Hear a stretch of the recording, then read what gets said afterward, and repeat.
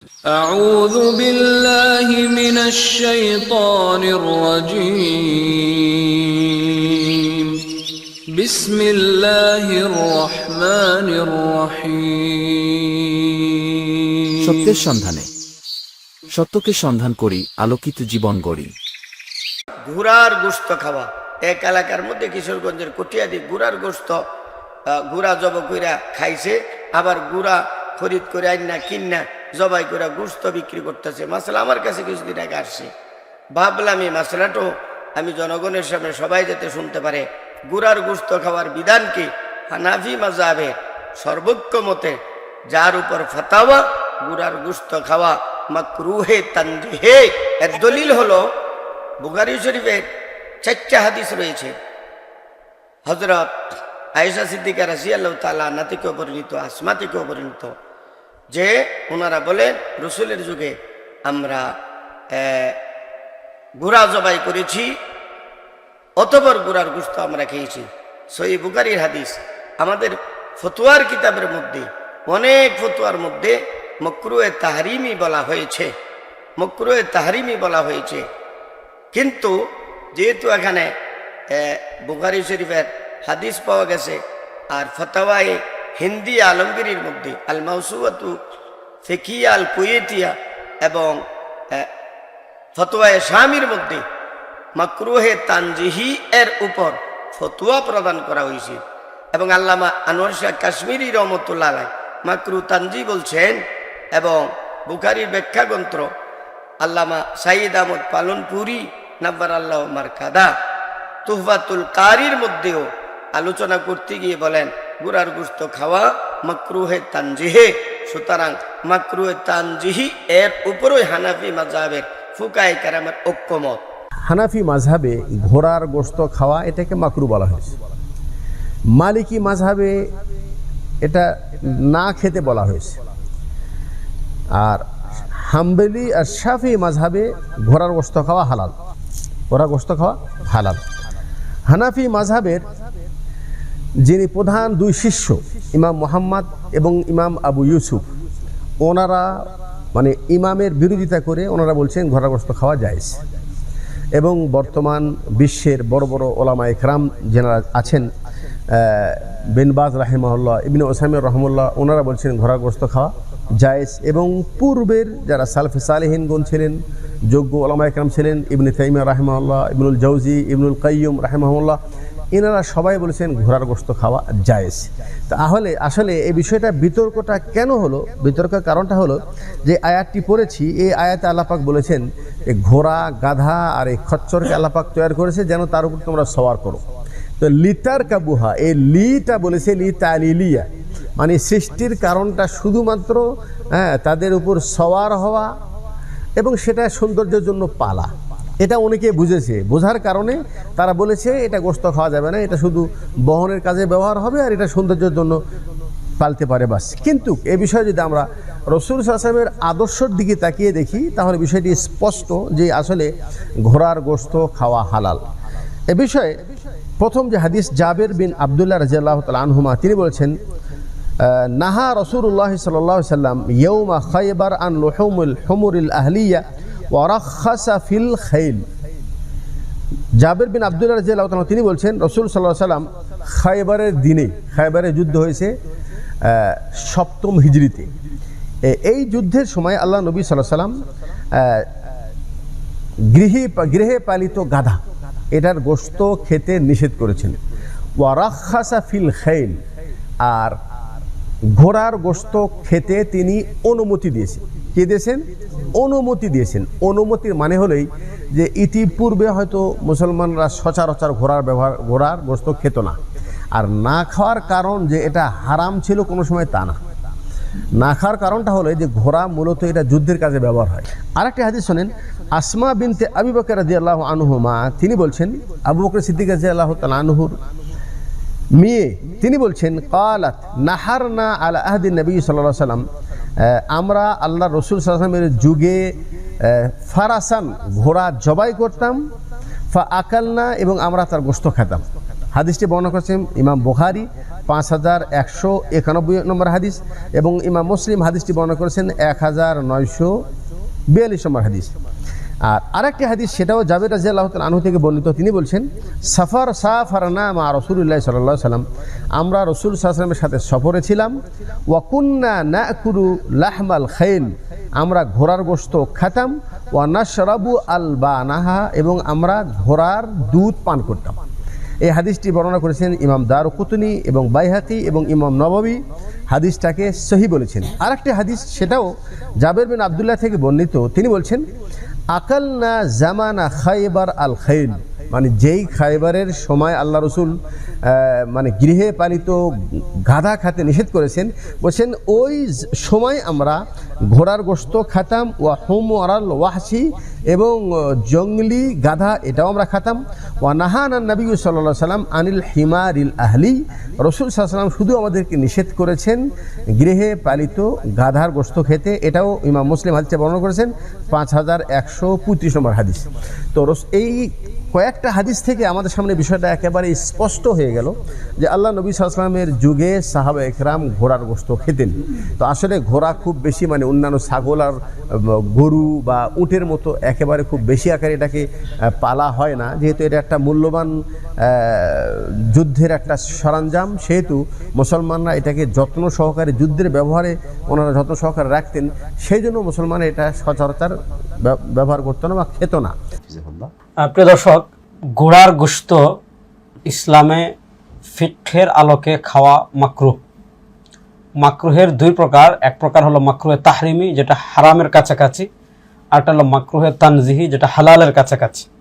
তো ফিকহের দৃষ্টিকোণ থেকে ঘোড়ার গোশত খাওয়া মাকরুহে তানজিহি। কিন্তু এখানে আরো কিছু বিষয় আছে যেটা আমাদের শামসুদ্দৌলা আশরাফী হাফিজুল্লাহ বলবেন, যে ঘোড়ার গোশত ইমাম আজম আবু হানিফা রাহিমাহুল্লাহ খাওয়া কেন মাকরু বললেন, ইমাম আজম আবু হানিফা রাহিমাহুল্লাহ ফিকহি দৃষ্টিকোণ কতটা গভীর ছিল, এ বিষয়ে মুফতি শামসুদ্দৌলা আশরাফী হাফিজুল্লাহ আলাপ করবেন ইনশাআল্লাহ। এক্ষেত্রে আমরা যদি ফিকহের গুরুত্বপূর্ণ কিতাবগুলোর দিকে তাকাই, তাহলে আমরা দেখব যে ইমাম আবু হানিফা রাহমাতুল্লাহি আলাইহি এই বিষয়টা বর্ণনার পাশাপাশি এর ব্যাপারে সুস্পষ্ট দলিলও নিয়ে এসেছেন।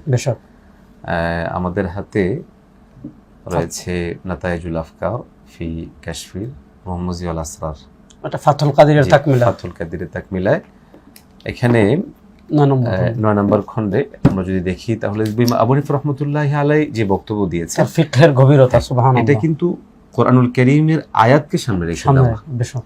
আমরা জানি যে সূরাতুন নাহলের 8 নম্বর আয়াতের মধ্যে আসছে আল খাইলা ওয়াল বিগালা ওয়াল হামিরা লিতারকাবুহা ওয়া জিনা।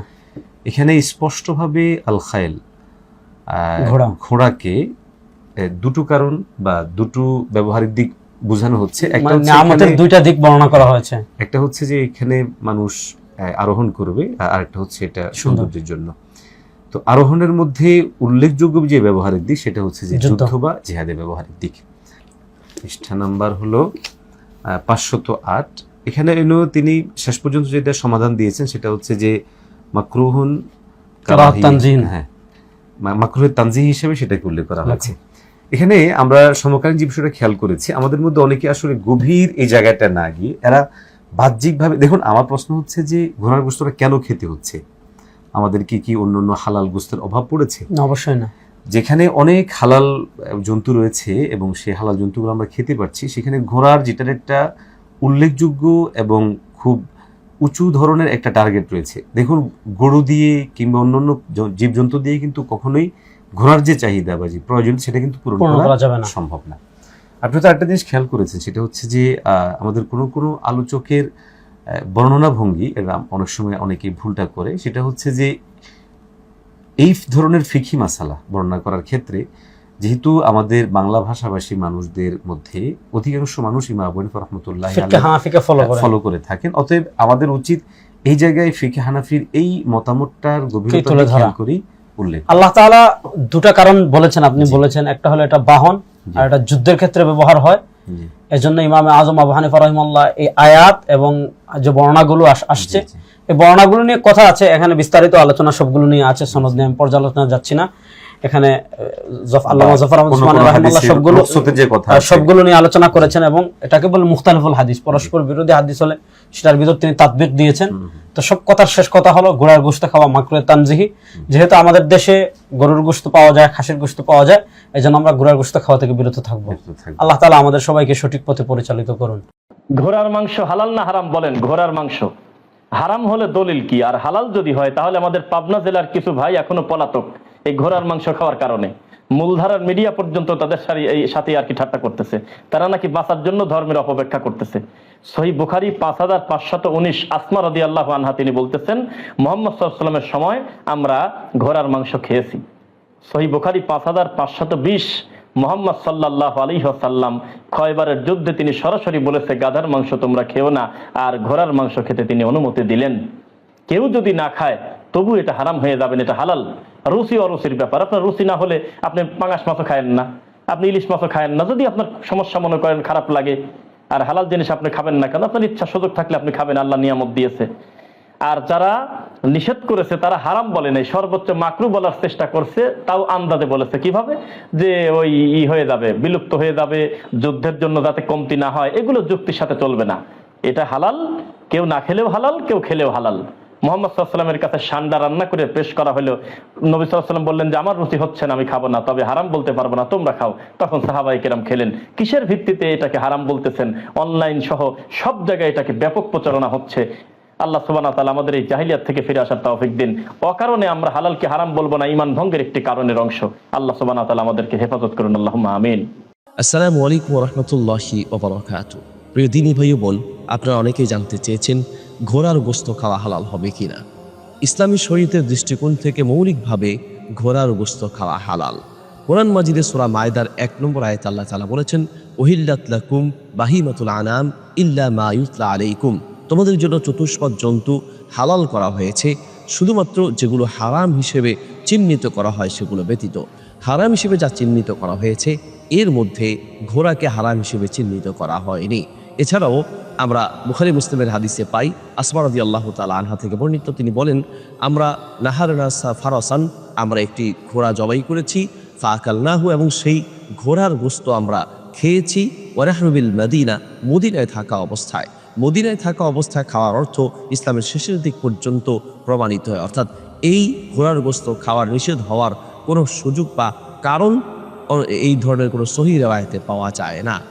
এছাড়াও জাবের ইবনে আব্দুল্লাহ রাদিয়াল্লাহু তাআলা আনহু থেকে বর্ণিত, তিনি বলেন আমরা ঘোড়া এবং খচ্চর ও আমরা গাধা জবাই করেছিলাম, কিন্তু নবী সাল্লাল্লাহু আলাইহি ওয়াসাল্লাম এসে আমাদেরকে ঘোড়ার গোশত ছাড়া গাধার গোশত এবং খচ্চরের গোশত খেতে নিষেধ করেছেন। ওয়ারাখাসা লানা ও ফি রিওয়ায়াতিন আদিনা লানা ওয়া ফি রিওয়ায়াতিন লা ইয়ানহানা। নবী সাল্লাল্লাহু আলাইহি ওয়াসাল্লাম আমাদেরকে ঘোড়ার গোশত খাওয়ার ক্ষেত্রে অনুমতি দিয়েছেন, সুযোগ দিয়েছেন, এবং আমাদেরকে ঘোড়ার গোশত খেতে নিষেধ করেননি, কিন্তু খচ্চর ও গাধার গোশত খেতে নিষেধ করেছেন। তাহলে এই হাদিস এবং আয়াত অনুযায়ী আমরা যা বলতে পারি তা হচ্ছে ঘোড়ার গোশত খাওয়া মৌলিকভাবে হালাল। তবে ঘোড়া যেহেতু যুদ্ধের বাহন, ঘোড়ার এই যুদ্ধের বাহন যেন কমে না যায়, সেই দৃষ্টিকোণ থেকে ইমাম আবু হানিফা রাহিমাহুল্লাহ ঘোড়ার গোশত খাওয়াকে তিনি মাকরু বলেছেন। ইমাম আবু হানিফা রাহিমাহুল্লাহ মাকরু বললেও ইমাম আবু হানিফা রাহিমাহুল্লাহর অন্য দুই শাগরেদ ইমাম আবু ইউসুফ রাহিমাহুল্লাহ এবং ইমাম মুহাম্মদ রাহিমাহুল্লাহ উভয়জন বলেছেন ঘোড়ার গোশত খাওয়া হালাল জায়েজ। এছাড়া ইমাম শাফি, ইমাম মালিক, ইমাম আহমদ রাহিমাহুল্লাহ সহ জমহুর আমাদের মত হচ্ছে ঘোড়ার গোশত খাওয়া হালাল। তাহলে এবং হানাফি মাযহাবেরও মুফতাবিহ কওল হচ্ছে ঘোড়ার গোশত খাওয়া হালাল হবে। বাকি যুদ্ধের জন্য যদি কোনো স্থান এমন হয়ে থাকে যে যুদ্ধের জন্য ঘোড়া রয়েছে, সেখানে যদি সেই ঘোড়ার গোশতগুলো খাওয়া হয় তাহলে যুদ্ধের বাহন কমে যাবে, সেই দৃষ্টিকোণ থেকে ওলামায়ে কেরাম নিষেধ করে থাকেন। কিন্তু মৌলিকভাবে ঘোড়ার গোশত খাওয়া হারাম নয়, বরং ঘোড়ার গোশত খাওয়া হালাল। আবু বকর সিদ্দিক রাদিয়াল্লাহু তাআলা আনহুর মেয়ে, বড় মেয়ে, তার নাম ছিল আসমা বিনত আবি বকর রাদিয়াল্লাহু আনহা। তিনি বর্ণনা করেছেন, বলছেন নাহারনা আলা হাদি রাসূলিল্লাহ সাল্লাল্লাহু আলাইহি ওয়াসাল্লাম ফারাসান। রাসূলুল্লাহ সাল্লাল্লাহু আলাইহি ওয়াসাল্লামের আমলে আমরা একটি ঘোড়া জবাই করলাম। রাসূলুল্লাহ সাল্লাল্লাহু আলাইহি ওয়াসাল্লামের জামানায় কি করলাম আমরা? হ্যাঁ, কি বললেন? ফারাস মানে ঘোড়া, ফারাস মানে ঘোড়া, খাইল মানে ঘোড়া, হেসান মানে ঘোড়া। জি, ঘোড়া জবাই করলাম। আকালনাহু, অতবার আমরা তা খেলাম। আমরা তা কি করলাম? খেলাম। হাদিস সহিহ বুখারী মুসলিমের। খেয়েছেন কে? হ্যাঁ, সবচাইতে বড় সাহাবী আবু বকর সিদ্দিক রাদিয়াল্লাহু তাআলা আনহুর পরিবারের সদস্য আসমা বিনতে আবু বকর রাদিয়াল্লাহু আনহা অনুযায়ী আপনার ঘোড়ার গোশত খাওয়া সম্পূর্ণ হালাল। আর ইমাম আবু হানিফা রাহিমাহুল্লাহর মত অনুযায়ী ঘোড়ার গোশত খাওয়া মাকরুহ, বিশেষ করে যখন ঘোড়ার গোশত খাওয়ার ফলে আপনার যুদ্ধ বিগ্রহের জন্য ঘোড়া ব্যবহার হয় এবং ঘোড়ার যে মূল উদ্দেশ্য বাহন হিসাবে তাকে আল্লাহ রাব্বুল আলামিন তৈরি করেছেন। তো কোরআনে কারীম আল্লাহ তাআলা তার বিবরণ দিতে গিয়ে বলেছেন লিতারকাবু হাউজিনা, যে এটা তোমরা যাতে এটাতে বহন করো বা এটাকে বাহন হিসাবে তোমরা গ্রহণ করতে পারো। আল্লাহ রাব্বুল আলামিন এর আয়াত থেকে বোঝা যায় এটা মূলত বাহন, অতএব সেখানে সংকট তৈরি হতে পারে, সেই জায়গা থেকে এটাকে মাকরুহ বলেছেন তারা। তাও মাকরুহটা আবার মাকরুহে তানজিহি, অর্থাৎ জাস্ট না খাওয়া ভালো এতটুকু, মানে খেলে হারাম হবে এটি কারোর মতেই কিন্তু নয়। আর যদিও অনেক উলামা ইকরামের মতেই, যেমনটা বললাম যে সংখ্যাগরিষ্ঠ আলেমদের মতে জায়েজ এবং হানাফি মাযহাবের অনেক ইমামদের মতে এটি জায়েজ। যেই হাদিসের ভিত্তিতে হানাফি মাযহাব এটিকে মাকরুহ বলা হয়েছে সেটি আবু দাউদ এবং হাদিসে বর্ণিত হয়েছে, খালিদ বিন ওয়ালিদ রাদিয়াল্লাহু তাআলা থেকে বর্ণিত হাদিসটি। সেই হাদিসের সনদ সম্পর্কে অবশ্য অনেক উলামা ইকরাম আপত্তি তুলেছেন যে সেটি বিশুদ্ধতার মানদণ্ডে উত্তীর্ণ বা সেটার দাঈফ হওয়া নিয়ে আপনার অনেক উলামা ইকরাম কিন্তু কথা তুলেছেন। তো পুরো বক্তব্যগুলোকে সামনে রেখে আমরা খোলাসা বা সারাংশে যদি আসতে চাই তাহলে বলতে পারি ঘোড়ার গোশত খাওয়া হারাম নয়, এবং সেই কারণে ঘোড়ার গোশত কেনা বেচা করাটাও হারাম নয়। এটাকে যদি আপনার কেউ খান এবং এটাকে বাণিজ্যিকভাবে যদি কেউ আপনার বিপণন করেন তাহলে সেটি হারাম হবে না। তবে হানাফি মাযহাব যে সেটি মাকরুহ জাস্ট এইটুকু, এবং সেই মাকরুহটাও মাকরুহ তাহরিমি নয়, মাকরুহ তানজিহি। যদি মাকরুহ তাহরিমি তানজিহি নিয়ে আলোচনা আছে, মত পার্থক্য আছে, কিন্তু মাকরুহ তানজিহি হওয়ার ফতোয়াই মুফতি সাহেবগণ এবং ফতোয়ার সংকলকগণ। আপনি যদি এই সম্পর্কে গবেষণা করে থাকেন তাহলে আপনি দেখতে পাবেন ইমাম শাফিঈ ও ইমাম আহমদ ইবনে হাম্বল এবং সাহেবেন রহমতুল্লাহি আলাইহি, অর্থাৎ ইমাম মুহাম্মদ আর ইমাম আবু ইউসুফ রহমতুল্লাহি আলাইহি, তাদের মাযহাব অনুযায়ী বিনা প্রশ্নে ঘোড়ার গোশত খাওয়া এটা সম্পূর্ণ জায়েজ আছে। তো তারা দলিল দিয়ে থাকেন তিরমিজি, আবু দাউদ সহ বিভিন্ন হাদিস গ্রন্থের হাদিস দিয়ে তারা দলিল দিয়ে থাকে। তো সেই জায়গার মধ্যে হযরত জাবের রাদিয়াল্লাহু তাআলা আনহু থেকে বর্ণিত একটা হাদিস আসছে, তিনি বলেন আতআমানা রাসূলুল্লাহি সাল্লাল্লাহু আলাইহি ওয়াসাল্লাম লুহুমাল খাইলি, আল্লাহ নবী সাল্লাল্লাহু আলাইহি ওয়াসাল্লাম আমাদেরকে ঘোড়ার গোশত ভক্ষণ করিয়েছেন। তো এই হাদিস দ্বারা স্পষ্ট বোঝা যায় যে ঘোড়ার গোশত ভক্ষণ করা এটা জায়েজ আছে। আর যেহেতু আমাদের ভারত উপমহাদেশে বিশেষ করে বাংলাদেশের মধ্যে আমাদের অধিকাংশ মানুষই হানাফি মাযহাবের অনুসরণ করে থাকে, এই জন্য হানাফি মাযহাবের মতটা আমাদের জানা থাকা দরকার। ইমাম আবু হানিফা রহমতুল্লাহি আলাইহির মতটা আমাদের জানা থাকা দরকার। এই ক্ষেত্রে ইমাম আবু হানিফা রহমতুল্লাহি আলাইহি থেকে 3টা কওল বর্ণিত হয়েছে। ইমাম আবু হানিফা রহমতুল্লাহি আলাইহির একটা কওল হচ্ছে ঘোড়ার গোশত খাওয়া হারাম, আরেকটা কওল হচ্ছে মাকরুহে তাহরিমি যেটা হারামের কাছাকাছি, আরেকটা কওল হচ্ছে মাকরুহে তানজিহি। তো এই 3টা কওলের মধ্যে থেকে কোনটা সঠিক আপনি এটার উত্তর পেয়ে যাবেন ফতোয়া শামির 6ষ্ঠ খণ্ডের 305 নম্বর পৃষ্ঠার মধ্যে। সেই জায়গার মধ্যে আল্লামা হাসকাফি রাহিমাহুল্লাহ আদ-দুরুল মুখতারের মধ্যে উনি আলোচনা করেন ওয়াল খাইলা ওয়া ইনদাহুমা ওয়া শাফিঈ তাহিল্লু, যে ঘোড়ার গোশত সাহেবেন রহমতুল্লাহি আলাইহি আর ইমাম শাফির নিকটে এটা হালাল। ওয়াকিলা বলা হয়ে থাকে ইন্না আবা হানিফাতা রাজাআ আন হুরমাতিহি ক্বাবলা মাউতিহি বিসালাসাতি আইয়াম ওয়া আলাইহিল ফাতওয়া। আর ইমামে আযম আবু হানিফা রাহমাতুল্লাহি আলাইহি ঘোড়ার গোশতকে হারাম বলতেন, কিন্তু তিনি তার মৃত্যুর 3 দিন পূর্বে এই হারামের মত থেকে তিনি ফিরে এসেছেন ওয়া আলাইহিল ফাতওয়া, আর এটার উপরে ফতোয়া। এখন ওয়া আলাইহিল ফাতওয়ার এটার ব্যাখ্যা ইবনে আবিদিন শামী রাহিমাহুল্লাহ উনি তুলে ধরেছেন।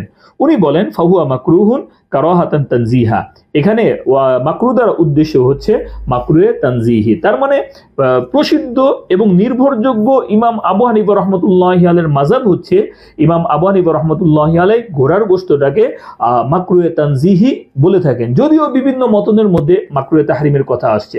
কিন্তু আলোচনা থেকে আমরা স্পষ্ট বুঝতে পারলাম যে ঘোড়ার গোশত খাওয়া এটা হচ্ছে মুবাহ, কেউ খেতে চাইলে খেতে পারবে, আর যদি কেউ খেতে না চায় মাকরুহে তানজিহি হিসাবে এটা থেকে যদি বেঁচে থাকে তাহলে সে উত্তম কাজ করলো, এবং এটা থেকে বিরত থাকার কারণে তার কোনো গুনাহ হবে না, যারা খাচ্ছে তাদেরও কোনো গুনাহ হবে না। তবে না খাওয়াটাই হচ্ছে উত্তম। সেনাবাহিনী বা বিভিন্ন ঘোড়া পালে কেন ঘোড়া ছাড়া সামনে আগান যায় না, এবং ঘোড়া দিয়েই তাদের একটা কসরত দেখায়, ঘোড়া ঘুরছে আর দৌড়ায় কীভাবে দেখাচ্ছে, তাহলে বোঝা গেল ঘোড়া থাকবেই কিয়ামত পর্যন্ত।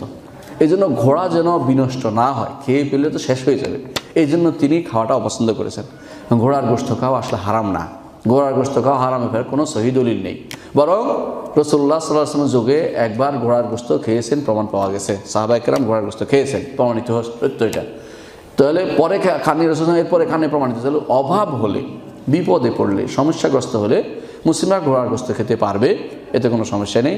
এবং এমনিও খেতে পারবে যদি এটা কোনো যুদ্ধের কারণে ব্যবহৃত হচ্ছে না, এমন কোনো ঘোড়া হয় মরে যাচ্ছে, বা এটা আর কোনো কাজ ব্যবহৃত হচ্ছে না, কাউকে দেওয়া যাচ্ছে না, কি করবে, বৃদ্ধ হয়ে গেছে, এটা জবে করে খেলেও কোনো সমস্যা নাই ইনশাআল্লাহ। কিন্তু যেগুলো যুদ্ধে ব্যবহৃত হবে সেগুলো যেন কেউ না খায়, কারণ সেগুলো বড় বড় বড় কাজের জন্য রেখে দেওয়া হয়েছে, শুধু খাওয়া দাওয়া নয়। আমাদের দৃষ্টিতে হালাল, কেননা হারাম হওয়ার তো কোনো কারণ, কোনো কিছু উল্লেখ নাই। হারাম হওয়ার জন্য যেগুলো লাগে, হারাম হওয়ার জন্য কি লাগে, হারাম হওয়ার জন্য যে কারণগুলো লাগে সেগুলো মাথায় রাখবেন। হারাম হওয়ার জন্য কি কারণগুলো লাগে সেটা মাথায় রাখতে হবে। এই যে ভাই, আপনি প্রশ্ন করে অন্যদিক চলে গেলেন কেন? প্রশ্ন করেছেন, উত্তর শুনতে হবে না? হ্যাঁ, উত্তর না শুনে অন্যদিকে তাকাচ্ছেন। হালাল হওয়ার দলিল লাগে না, হারাম হওয়ার দলিল লাগে। এটা কি বুঝেন? আমি বললাম যে এই জমিটা আমার, এটার দলিল লাগে না আমি বললাম এই জমিটা আমার না, এটার দলিল লাগে? কোনটার দলিল লাগে? যদি বলে আমার তাহলে লাগবে, কথা বুঝেননি? আর যদি বলে আমার না তাহলে কোনো দলিল লাগবে না। এটা হচ্ছে ইবাদতের ক্ষেত্রে। আর মুআমালাতের ক্ষেত্রে হারামের দলিল লাগবে, হালালের দলিল লাগবে না। আল্লাহ রাসূল এবং আল্লাহ যা হারাম করেননি, কিয়ামত পর্যন্ত যা কিছু আবিষ্কার হবে সবই হালাল। আর যা তারা হারাম করে গেছেন তা বাদ দিয়ে কিয়ামত পর্যন্ত যা আসবে সবই হালাল। তো পশু প্রাণীর হালাল হওয়ার ক্ষেত্রে কয়েকটা নিয়ম আছে। সেটা হচ্ছে পশু প্রাণীর মধ্যে কি কি হারাম। এক, যে পশু প্রাণী হিংস্র, মানে আরেকজনকে শিকার করে। কি আরেকজনকে শিকার করে? বাঘ আরেকজনকে শিকার করে, ভাল্লুক আরেকজনকে শিকার করে, সিংহ আরেকজনকে শিকার করে, শিয়াল আরেকজনকে শিকার করে। প্রত্যেক যে প্রাণী আরেকজনকে শিকার করে হিংস্র, সেটা খাওয়া হারাম। প্রত্যেক যে প্রাণীর থাবা আছে, থাবা, সেই প্রাণী খাওয়া হারাম। প্রত্যেক যে প্রাণীর এই শিকারী দাঁত আছে, মানুষের শিকারী দাঁত আছে, দুই দিকে উঁচা, উপর দিকে এই দিকেও দুইটা উঁচা, এরকম প্রত্যেক যে প্রাণীর এরকম দাঁত আছে সেই প্রাণী খাওয়া হারাম। প্রত্যেক যে প্রাণী অপবিত্র জিনিস ভক্ষণ করে তা খাওয়া হারাম। অনেক পাখি আছে, অনেক মুরগি আছে যারা মানুষের গু খেয়ে বেড়ায়। কোনো মুরগি যদি এমন হয় যে মানুষের গু খেয়ে বেড়ায়, তো ওই মুরগির গোস্ত খাওয়াও হারাম। প্রত্যেক যে প্রাণী অপবিত্র জিনিস দ্বারা তার শরীর গঠিত, সেই প্রাণী খাওয়া হারাম। যেমন শুকুর অপবিত্র জিনিস খেয়ে বেড়ায়, গু, মুত, পেশাব, পায়খানা এগুলো খেয়ে বেড়ায়, যেন শুকুরের গোস্ত খাওয়া হারাম। ঠিক আছে? মৃত প্রাণীর গোস্ত খাওয়া হারাম, রক্ত খাওয়া হারাম, শুকুরের গোস্ত খাওয়া হারাম। এই যে এতগুলো হারাম বললাম, এগুলোর বাইরে এখন যা কিছু আছে সবই হালাল। কথা মানে বুঝাতে পারে? যদি রুচি হয় খাবেন, রুচি না হলে খাবেন না।